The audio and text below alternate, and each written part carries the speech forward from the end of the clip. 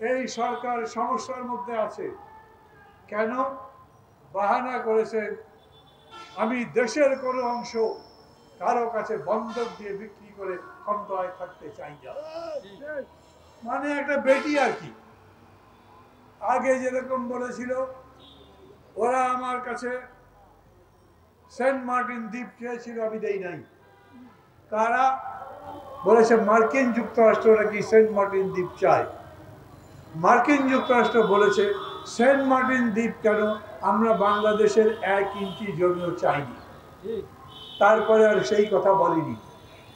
এইবার কাহিনী তৈরি করেছে ওরা, এক সাদা চামড়ার লোক নাকি তাকে প্রস্তাব দিয়েছে ওই রাখাইনদের একটা অংশ নিয়ে আর পার্বত্য চট্টগ্রাম নিয়ে নতুন একটা খ্রিস্টান রাজ্য গড়ে তুলতে হবে, সেই প্রস্তাব তাকে দেওয়া হয়েছে।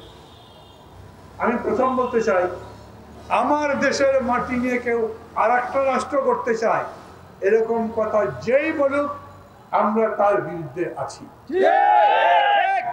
কিন্তু কে বলেছে? শেখ হাসিনা 3 বার নাকি 4 বারের প্রধানমন্ত্রী। ওই যে এক এমপি ছিল তথাকথিত 3 বারের এমপি, কলকাতায় গিয়ে পিনাকি ভট্টাচার্যের কথায় জয় বাংলা হয়ে গেছে।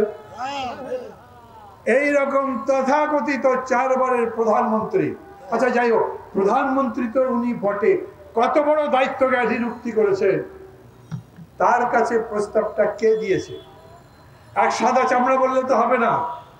চামড়া সাদা তো ব্রিটিশদেরও, ইউরোপিয়ানদের, কানাডিয়ানদের, জাপানিজদের।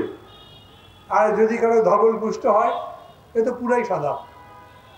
কোন লোক, কোন সাদা চামড়ার লোক আপনাকে এই প্রস্তাব দিয়েছে সেটা বলতে হবে। উনি সেটা বলতে পারবেন না।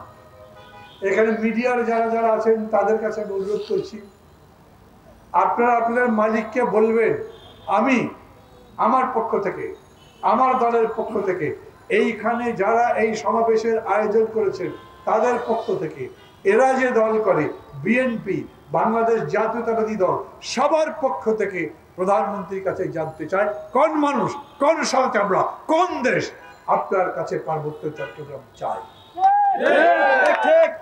কাহিনী বানিয়ে মনে করবেন কান্নাকাটি করব, আপনার দুঃখে সবার বোধহয় মন গলে যাবে, আপনাকে বলবেন না আপনিই থাকেন, আমরা সেই বান্দা নই।